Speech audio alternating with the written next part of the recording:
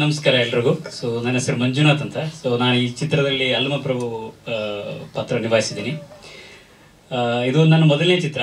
ನಾನು ಮೂಲತಃ ಹೊಸಪೇಟೆಯವನು, ಹಂಪಿ, ವಿಜಯನಗರ ಜಿಲ್ಲೆ. ಸೊ ನಾನು ಸಾಫ್ಟ್ವೇರ್ ಇಂಜಿನಿಯರ್.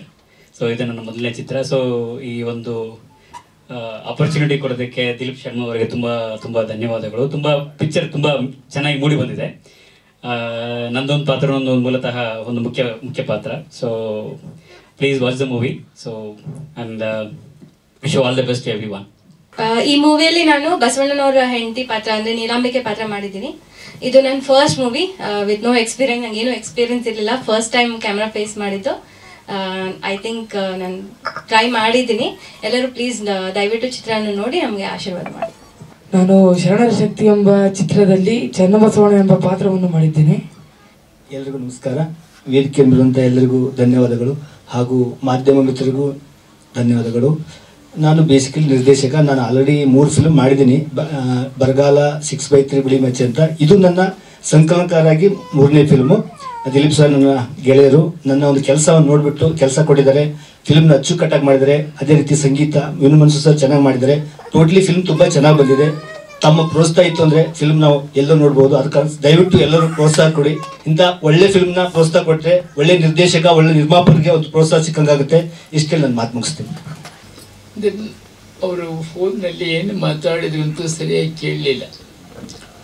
ನಿಮಗೆ ಇದೇ ಸಿನಿಮಾದ ಒಬ್ಬ ನಟನ ಮನೆ ಪಕ್ಕದಲ್ಲಿ ನನ್ನ ಮನೆ. ಆ ನಟನ ಹುಟ್ಟುಹಬ್ಬಕ್ಕೆ ಭಾರಿದೊಂದು ಪಟಾಕಿ ಸಿಡಿಸಿ ನನ್ನ ಶರಣ ಶಕ್ತಿ ಹೋಗ್ಬಿಟ್ಟು.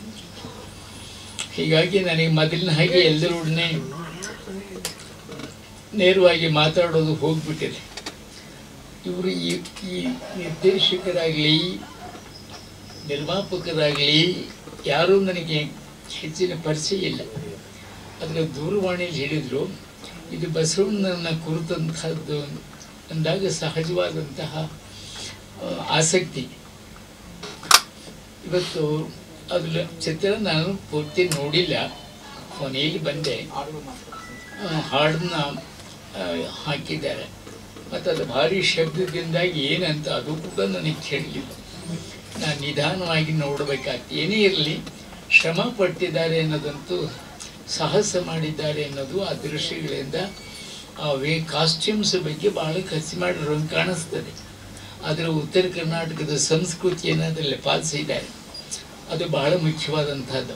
ಏನೇ ಇರಲಿ, ಇವತ್ತು ಬಸವಣ್ಣನನ್ನು ವಿಶ್ವಗುರು ಬಸವಣ್ಣ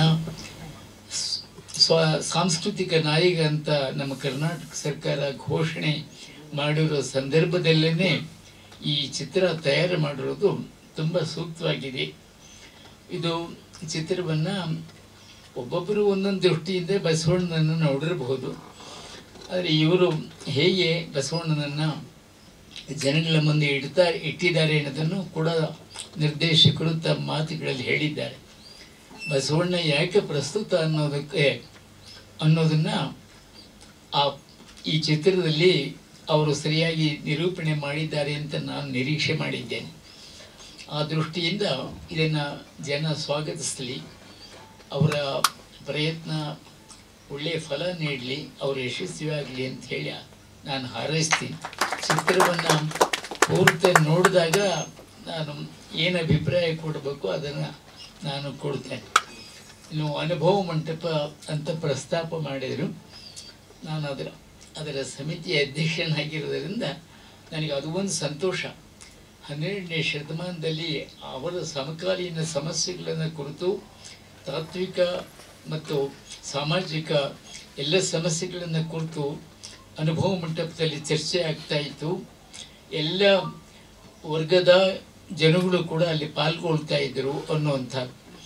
ಅಂಥದ್ದೇ ಒಂದು ಇವತ್ತಿನ ಪರಿಸ್ಥಿತಿಗೆ, ಇವತ್ತಿನ ರಾಜಕೀಯ, ಸಾಮಾಜಿಕ, ಆರ್ಥಿಕ, ಶೈಕ್ಷಣಿಕ, ಧಾರ್ಮಿಕ, ಸಾಂಸ್ಕೃತಿಕವೂ ಸೇರಿದ ಹಾಗೆ ನಾವೆಂತೆಂಥ ಸವಾಲುಗಳನ್ನು ಎದುರಿಸ್ತಾ ಇದ್ದೀವಿ ಅನ್ನೋದರ ಬಗ್ಗೆ ಇವತ್ತಿನ ಜನ ವಿಚಾರವಂತರು ಕುರಿತು ಚರ್ಚೆ ಮಾಡಿ ಆಡಳಿತ ಮಾಡೋರಿಗೆ, ನೀತಿ ನಿರೂಪಕರಿಗೆ ಮಾರ್ಗದರ್ಶನ ಮಾಡೋಂಗಾಗಬೇಕು ಅಂಥೇಳಿ ಒಂದು ನೂತನ ಅನುಭವ ಮಂಟಪ ನಿರ್ಮಾಣ ಆಗಬೇಕು ಅಂಥೇಳಿ ಅದನ್ನು ನಮ್ಮ ಮುಖ್ಯಮಂತ್ರಿ ಸಿದ್ದರಾಮಯ್ಯನವರು ಗಂಭೀರವಾಗಿ ತೆಗೆದುಕೊಂಡು ಆ ತೀರ್ಮಾನಕ್ಕೆ ಬಂದರು. ಅದನ್ನು ಈಗ ಸುಮಾರು 600 ಕೋಟಿ ರೂಪಾಯಿಗಳಲ್ಲಿ ನೂತನ ಮಾದರಿ ಅನುಭವ ಮಂಟಪ ಬಸವ ಕಲ್ಯಾಣದಲ್ಲಿ ನಿರ್ಮಾಣ ಆಗ್ತಾ ಇದೆ. പക്ഷേ ಇನ್ನೊಂದು 2 ವರ್ಷದಲ್ಲಿ ಮುಗಿಯಬಹುದು ಅಂತ ನಾವು ನಿರೀಕ್ಷೆ ಮಾಡಿದ್ದೀವಿ. ಇದೆಲ್ಲ ಒಳ್ಳೆಯ ಲಕ್ಷಣಗಳು. ಇವತ್ತು ಬಸವಣ್ಣನ ವಿಚಾರಧಾರೆ ಸಾರ್ವಕಾಲಿಕ ಅಂತ ಸ್ವಾಮೀಜಿ ಹೇಳಿದ ಸಾರ್ವಕಾಲಿಕವಾದನ್ನು ಕಾರಣಕ್ಕಾಗಿ ಇವತ್ತು ಎಲ್ಲರೂ ಕೂಡ ಬಸವಣ್ಣನ ನಾಯಕ, ಕಲ್ಚರಲ್ ಲೀಡರ್, ಸಾಂಸ್ಕೃತಿಕ ನಾಯಕ ಅಂತ ಒಪ್ಪಿಕೊಂಡಿದ್ದಾರೆ. ವಿಶ್ವದ ಅನೇಕ ವಿದ್ವಾಂಸರು ಹೇಳಿದ್ದಾರೆ ಅನುಭವ ಮಂಟಪವನ್ನು ಪ್ರಪಂಚದ ಮೊದಲನೆಯ ಧಾರ್ಮಿಕ ಸಂಸತ್ತು ಅಂತ ಹೇಳಿದ್ದಾರೆ.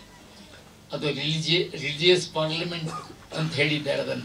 ಆ ದೃಷ್ಟಿಯಿಂದ ಇವತ್ತಿನ ಪರಿಸರದಲ್ಲಿ ಅದನ್ನು ನಾವು ವಿಚಾರ ಮಾಡುವಂಥ ಒಂದು ಅವಕಾಶ ಈ ಚಿತ್ರದ ಮೂಲಕ ಆಗಿದೆ ಅಂತ ನಾನು ನಿರೀಕ್ಷೆ ಮಾಡಿದ್ದೇನೆ.